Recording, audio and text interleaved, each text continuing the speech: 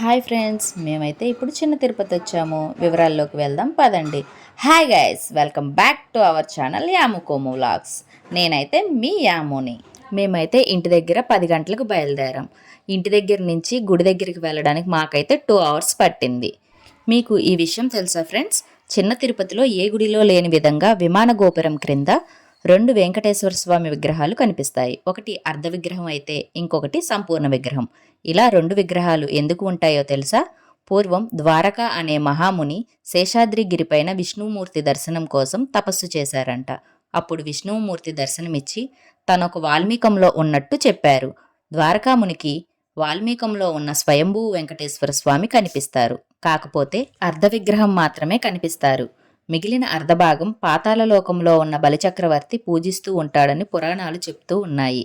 వెంకటేశ్వర స్వామిని ద్వారకాముని కనుగొన్నారు కాబట్టి ఈ క్షేత్రం ద్వారకా తిరుమల అని పిలువబడింది. భక్తులందరూ శ్రీ వెంకటేశ్వర స్వామికి పాదపూజ కలిగించడానికి రామానుజాచార్యుల వారు మరొక నిలువెత్తు విగ్రహాన్ని అర్ధ విగ్రహం వెనుక ప్రతిష్ఠించినట్లు చెప్తూ ఉంటారు. అలా ఒక విమాన గోపురం క్రింద 2 వెంకటేశ్వర స్వామి విగ్రహాలు భక్తులకు దర్శనమిస్తాయి. అలాగే ఈ ఆలయానికి కృతయుగం నాటి చరిత్ర కూడా ఉంది.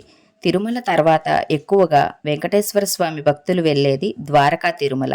ఇది ఆంధ్రప్రదేశ్లోని ఏలూరుకి 40 కిలోమీటర్ల దూరంలో ఉంటుంది.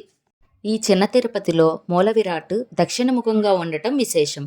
ఇంకొక విషయం ఏమిటంటే భక్తులు పెద్ద తిరుపతిలో మొక్కుకున్న మొక్కులు చిన్న తిరుపతిలో తీర్చుకున్నా సరే స్వామివారి ఆశీస్సులు లభిస్తాయి.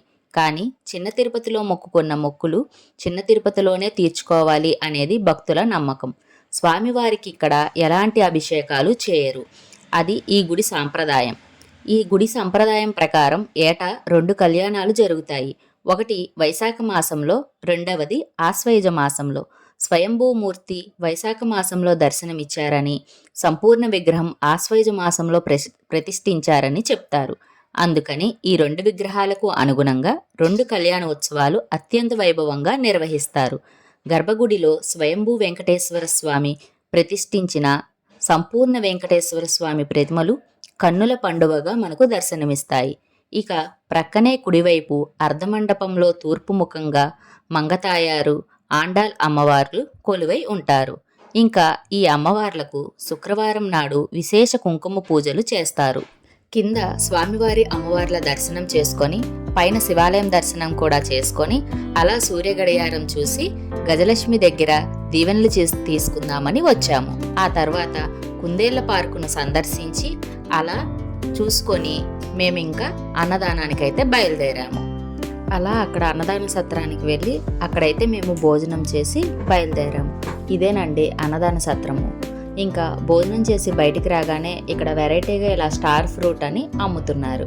అది చూసి మేము కూడా కొనుక్కొని బయలుదేరాము కిందకి. అలాగే ఈ కొండను శేషాద్రి కొండ అని కూడా పిలుస్తారు. అలా మేము శేషాద్రి కొండ కిందకి రాగానే మేము వెళ్ళేటప్పుడు చూడలేదు కానీ ఇదే కోనేరండి. చూసారుగా మీరు కూడా. ఈ కోనేరు దగ్గర కాసేపు ఆగి చూసుకొని బయలుదేరాము. ఎప్పుడైనా సరే చిన్న తిరుపతి పైన దర్శనం చేసుకొని వెళ్ళేటప్పుడు గుడి క్రింద ఉన్న ఈ గుంకుళ్ళమ్మ తల్లిని దర్శనం చేసుకొని వెళ్ళాలంట అని పెద్దవాళ్ళు చెప్తూ ఉంటారు. అందుకని చెప్పి మేము ఆగి కుంకుళ్ళమ్మ తల్లిని దర్శనం చేసుకొని బయలుదేరాము.